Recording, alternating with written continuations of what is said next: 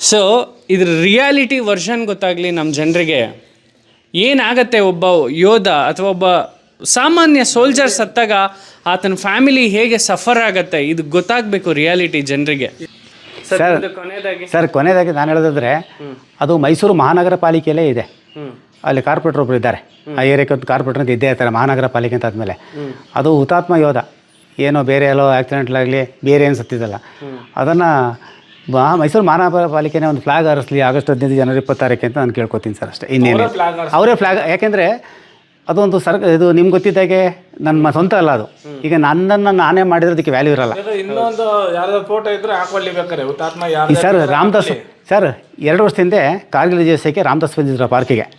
ರಾಮದಾಸ್ ಬಂದು ಸುಮಾರು ಒಂದು 500ರಿಂದ 600 ಅಲ್ಲಿಂದ ವಿಜಯೋತ್ಸವ ಹೊರಡು ಸರ್. ಕಾರ್ಗಿಲ್ ವಿಜಯೋತ್ಸವ ಬೈಕ್ನಲ್ಲಿ ಅಲ್ಲಿಂದ ಬಂತು. ಆಗ ರಾಮದಾಸ್ ಮಾತಾಡಿ ಅವ್ರ ತಂದೆನೂ ಕೂಡ ಆರ್ಮಿಲಿ ಇದ್ರಂತೆ.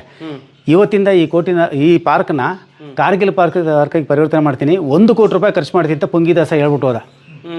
ರಾಮದಾಸ್ ಅಲ್ಲಿ ಪುಂಗಿದಾಸ ಹೇಳ್ಬಿಟ್ಟು ಹೋದ. ಅದನ್ನಂತ ವಿಡಿಯೋ ಇದೆ, ಕಳಿಸ್ಕೊಡ್ತೀನಿ ನಿಮಗೆ. ಹೇಳ್ಬಿಟ್ಟು ಹೋದ. ಅವ್ನು ಏನೂ ಮಾಡಲಿಲ್ಲ. ಆ ಪಾರ್ಕ್ ಹೆಂಗಿದೆ ಹಂಗೆ ಇದೆ, ನಾವೇನು ಮಾಡ್ತೀವಿ ಹಂಗೆ. ನಾವು ಸ್ವಲ್ಪ ಇದು ಅಲ್ಲಿ ಒಂದು ತರಕಾರಿ ಅಂಗಡಿ ಇಟ್ಕೊಂಡಿದ್ದೆ, ಅವ್ರನ್ನ ಎಬ್ಸಕ್ಕೆ ಸುಮಾರು ಮಾಡಿದ್ರು. ಸುಮಾರು ಇಲೀಗಲ್ ಇದೆಲ್ಲ ನಡೀತಾ ಇತ್ತು ಅಲ್ಲಿ. ಈಗ ಅವ್ರು ಇದ್ಮೇಲೆ ಫುಲ್ ಸೇಫ್ಟಿ ಇದೆ ಅಲ್ಲಿ. ಈಗ ನಾವು ಕೇಳೋದು ಇಷ್ಟೇ ಸರ್, ಕೊನೆಯದಾಗಿ ಮೈಸೂರು ಮಹಾನಗರ ಪಾಲಿಕೆಯವರೇ ಆ ಫ್ಲಾಗ್ನ ಆರಿಸ್ಕೊಂಡು ಆಗಸ್ಟ್ 15 ಜನವರಿ 26 ಮಾಡ್ಕೊಂಡು ಹೋಗಲಿ ಅಂತ. ಎಲ್ಲೋ ಸಂಘ ಸಂಸ್ಥೆ ಸರ್, ಆಟೋ ರಿಕ್ಷಾದವರು ಅವರು ಒಂದು ಕಟ್ಟೆ ಮಾಡ್ಕೊಂಡು ಅಲ್ಲಿ ಫ್ಲಾಗ್ ಹಾರಿಸ್ತಾರೆ.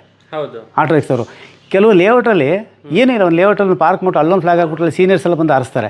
ಇದನ್ನು ನಾವು ನಮ್ಮ ಕಷ್ಟ ನೋಡಿ, ಪಾರ್ಕಿಗೆ ಎಸಿಟಿ ರಷ್ಟು ಬಿಟ್ಟರೆ ನಾವೇ ಮಾಡು ಕರೆದ್ರೂ ಬರೋದಿಲ್ಲ.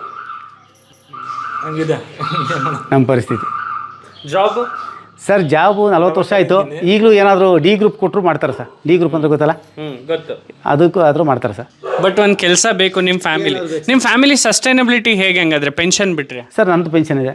ನಿಮ್ಮದು ಪೆನ್ಷನ್ ಇದೆ, ನಿಮ್ಮ ವೈಫ್ದು ಪೆನ್ಷನ್ ಬರ್ತದೆ. ನಾನು ಪೆನ್ಷನ್ ಅವ್ರ ಆರೋಗ್ಯಕ್ಕೆ ಆಯಿತು.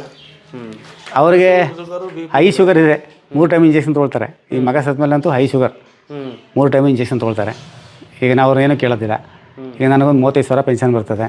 ಮತ್ತು ಮೇಲೆ ಒಂದು ಮನೆ ಬಾಡಿಗೆ ಕೊಟ್ಟಿದ್ದೀವಿ, ಈಗ ಅದು ಖಾಲಿಯಾಗಿದೆ ಮೇಲೆ. ಅದರಿಂದ ನಿಮ್ಮ ಸಂಸಾರ ನಡೀತಾ ಇದ್ದೀನಿ ಕೆಲಸ ಇತ್ತು ಅಂದರೆ ಸರ್. ಆಗ ಸಿಕ್ಕಿದ್ದು ಒಂದು ಬಂದಾಗ 15 ಲಕ್ಷನೇ ಸಿಕ್ಕಿದ್ದು ನಮಗೆ. ಆಗ 15 ಲಕ್ಷ 35,000ಕ್ಕೆ ಈ ಮನೆ ತೊಗೊಂಡಿದ್ದು. ಇಂಟೀರಿಯರ್ ಮೇಲೆ ಕಟ್ಟಿರಲಿಲ್ಲ, ಅದರಲ್ಲೇ ಮೇಂಟೈನ್ ಮಾಡ್ಕೊಂಡ್ಬಂದಿದ್ದು. ನಾವು ಏನೋ ಅದು ಬುದ್ಧಿವಂತ ಉಪಯೋಗಿಸಿ ತೊಗೊಂಡಿದ್ದಕ್ಕಾಯಿತು. ಈಗ 15 ಲಕ್ಷ 23 ಸೈಟ್ ಕೂಡ ಸಿಗ್ತಾಯಿಲ್ಲ ಮೈಸೂರು ರೇಂಜಲ್ಲಿ, ಎಲ್ಲೂ ಸಿಗ್ತಾಯಿಲ್ಲ. ಎಲ್ಲ 3,000 ರೂಪಾಯಿ ಸ್ಕ್ವೇರ್ ಫೀಟ್.